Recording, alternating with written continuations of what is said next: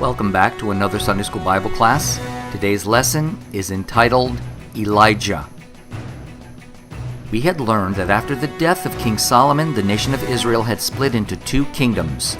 The kingdom of Israel to the north with their first king, King Jeroboam, and the kingdom of Judah to the south with their king, King Rehoboam.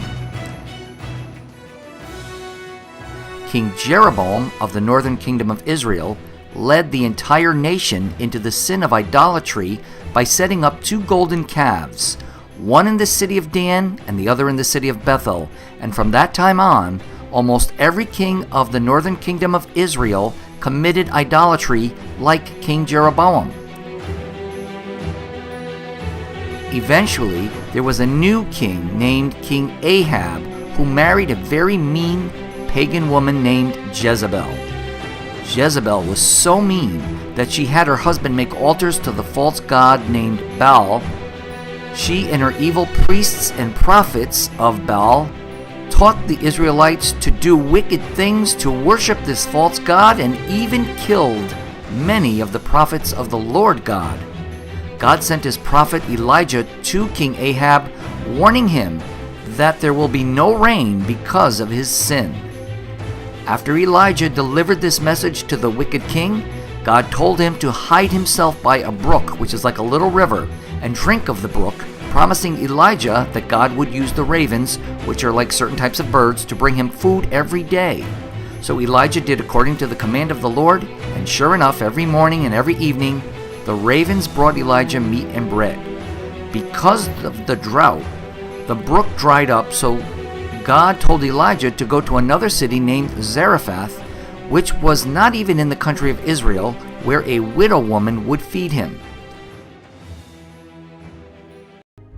When Elijah went to Zarephath, there was a widow woman gathering sticks so that she and her son could eat their last meal because they hardly had any food left.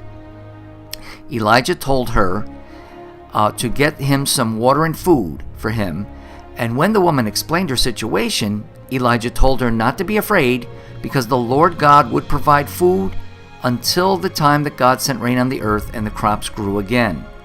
The woman believed the word of the Lord from Elijah and obeyed, and sure enough, they had enough flour and oil to keep making food for as long as they needed.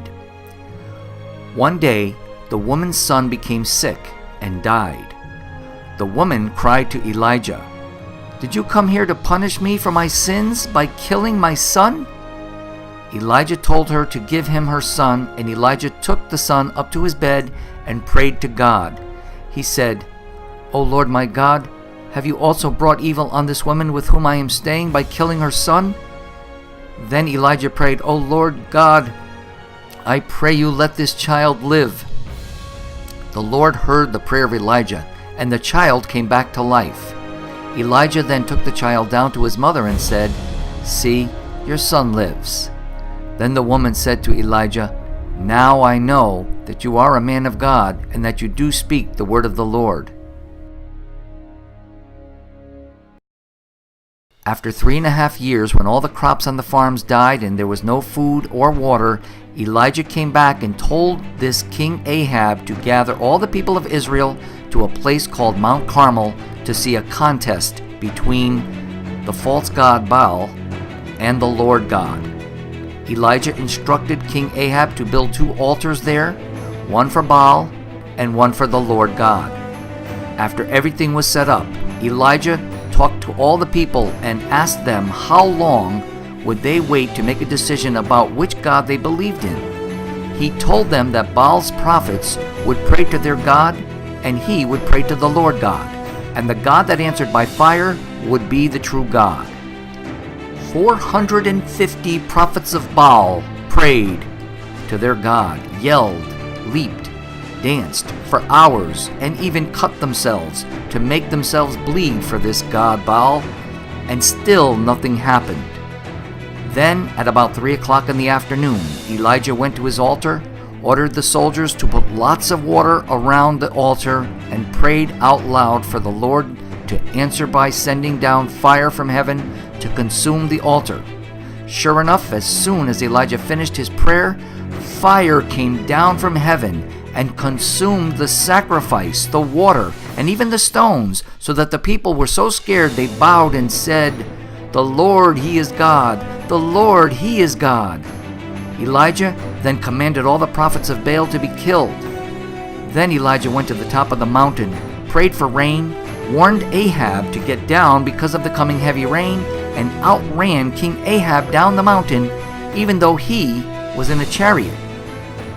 The next day, the wicked Queen Jezebel sent a letter to Elijah saying that she was going to have him killed. Elijah fled for his life on a 40-day journey to a mountain where God sent great signs of strong wind, an earthquake, and a great fire, and then spoke in a very soft voice to Elijah and told him to go back to Israel to anoint Elisha to be the next prophet for Israel. While Elisha was plowing in his field one day, Elijah threw his mantle on Elisha, and Elisha knew he was to be Elijah's servant. Elisha gladly accepted this responsibility. He considered it a great privilege to serve the man of God, served Elijah faithfully, and would not leave him no matter how many errands and places Elijah had to go. One day, Elijah asked Elisha what he wanted before Elijah would be taken to heaven. Elisha asked for a double portion of the Spirit that Elijah had. Elijah said that it was a hard thing that he had asked for, but if he saw Elijah when he was taken up to heaven, then that meant that God would grant Elisha his request. As they walked along, they came to the Jordan River, and Elijah took off his mantle and struck the water with his mantle, and the river divided in half, so that both Elijah and Elisha walked across the water on dry ground. Suddenly, a chariot of fire with horses of fire appeared and came by them, picking up Elijah, causing a whirlwind, and carried up Elijah right into heaven. Elijah's mantle fell off of him, and Elisha saw it and cried out, my father, the chariot of Israel and the horsemen thereof." Thus Elisha saw and knew that he had a double portion of Elijah's spirit, and that he now would have the responsibility to serve and teach the people of Israel the ways of God. In our upcoming lessons, we will see some of the things that Elisha did. See you next time. Bye-bye.